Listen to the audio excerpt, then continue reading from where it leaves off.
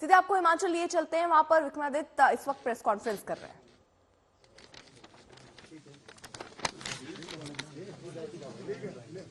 ठीक है काट लो।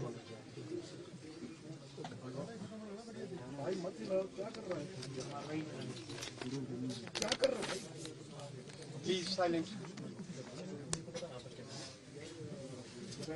आप सबका मैं धन्यवाद करता हूं और पिछले 2-3 दिन के जो घटनाक्रम प्रदेश के अंदर हुए हैं, प्रदेश की विधानसभा में हुए हैं, निश्चित तौर से मैं समझता हूं कि लोकतंत्र के ऊपर और खास करके हिमाचल प्रदेश जैसे राज्यों में, जो एक पहाड़ी राज्य है, एक शांति प्रिय राज्य है, इस तरीके के घटनाक्रम होना एक चिंता का विषय है।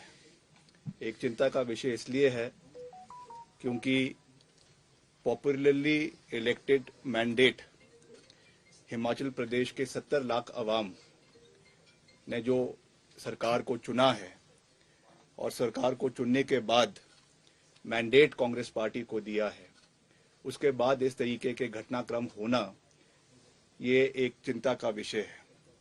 मगर हमें इसके बैकग्राउंड में जाने की आवश्यकता है और ये देखने की आवश्यकता है कि ये घटनाक्रम प्रदेश के अंदर क्यों हुए हैं, क्या कारण थे जिसकी वजह से आज हम इस परिस्थिति के ऊपर खड़े हुए हैं। मैं आपके माध्यम से प्रदेश की जनता की मेमोरी को थोड़ा सा रिवाइंड करना चाहूंगा और आज से 1.5 साल पहले, 1 साल पहले की जो घटनाक्रम प्रदेश के अंदर हुए हैं, जिन परिस्थितियों में ये सरकार, कांग्रेस पार्टी की सरकार हिमाचल में बनी है, उसके बारे में कहना चाहूंगा।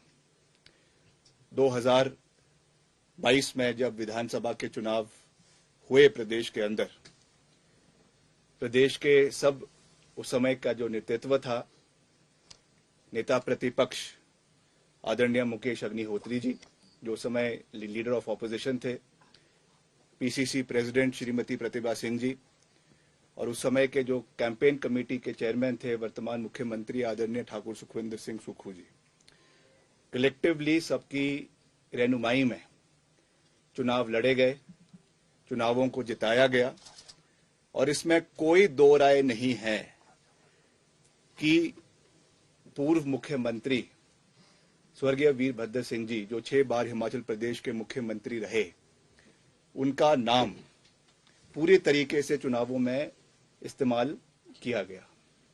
ऐसा कोई बैनर नहीं था, ऐसा कोई पोस्टर नहीं था, ऐसा कोई होर्डिंग नहीं था जिसपे उनकी फोटो नहीं थी। और ऑफिशियली जिस दिन चुनाव होने थे प्रदेश में, उसके एक दिन पहले एक फुल पेज एडवर्टाइजमेंट उनके फोटो के साथ दिया गया पार्टी के द्वारा और उसमें ये कहा गया कि मुझे याद रखना और मेरे नाम पर आपने कांग्रेस पार्टी को वोट देना है।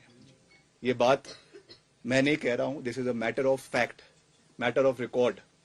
और ये उसके बाद उन परिणामों को मद्देनजर रखते हुए कलेक्टिवली मैं फिर से कह रहा हूं कि सबके योगदान से ये सरकार, कांग्रेस सरकार हिमाचल प्रदेश के अंदर बनी। 1 साल इस कार्यकाल को हुआ है। इसमें जिस तरीके की कार्यप्रणाली सरकार की रही है, मैंने उसके ऊपर आज तक कुछ भी नहीं कहा है, मगर आज कहना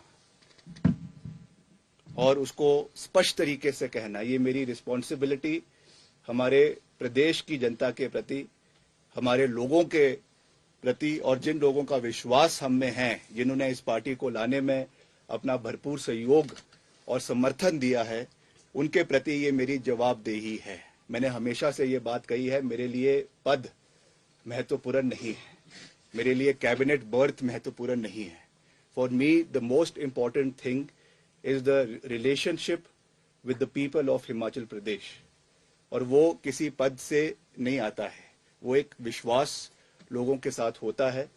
मगर जिस तरीके की व्यवस्था पिछले 1 साल के अंदर सरकार के अंदर रही है, उसमें जो घटनाक्रम हुए हैं, जो विधायकों के साथ कहीं ना कहीं अनदेखी हुई है, कहीं ना कहीं जो विधायकों की आवाज को दबाने की कोशिश की गई है, आज उसका परिणाम है कि हम इस कगार के ऊपर जो है वो खड़े हुए हैं।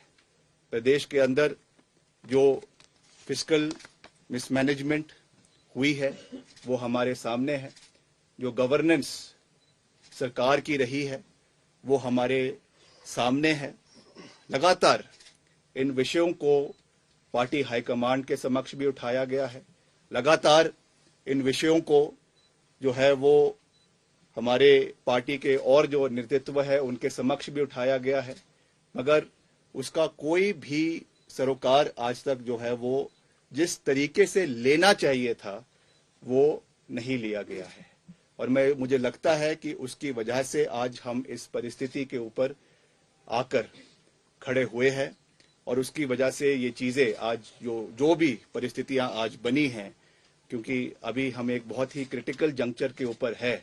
यहाँ से आगे कैसे हम आगे बढ़ेंगे वो तो समय ही उस चीज को बताएगा, मगर I have always believed in calling a spade और इन चीजों को हमने जहां जहां हो सकता है हमने उठाया है। But because I am a disciplined member of the party, I understand and I know where to draw the line, इसलिए मैंने जितना बात करनी थी उतनी ही बात हमेशा करी है।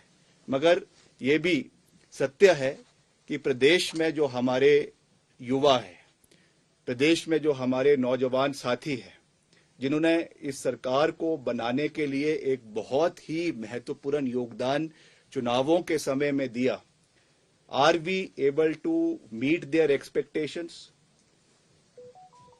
मैंने प्रदेश के करीबन आधे इलाके में प्रदेश के जाकर लोगों के साथ जो है वो समर्थन युवाओं का प्राप्त किया। बहुत से ऐसे इश्यूज थे, हमको मैं धन्यवाद करना चाहता हूं पार्टी हाईकमान ने, जिन्होंने हमको रिस्पॉन्सिबिलिटी दी कि हम प्रदेश के क्षेत्रों में जाए, अलग अलग इलाकों में जाए और हमने रोजगार की बात है या ये बात है वो बातें हैं, उन चीजों के ऊपर बात करी and people wholeheartedly, the youth wholeheartedly supported us. But are we in a position to fulfill our promises for the youth of the state? That is a question that needs to be thought about, that needs to be anticipated upon, and that needs to be duly deliberated and discussed.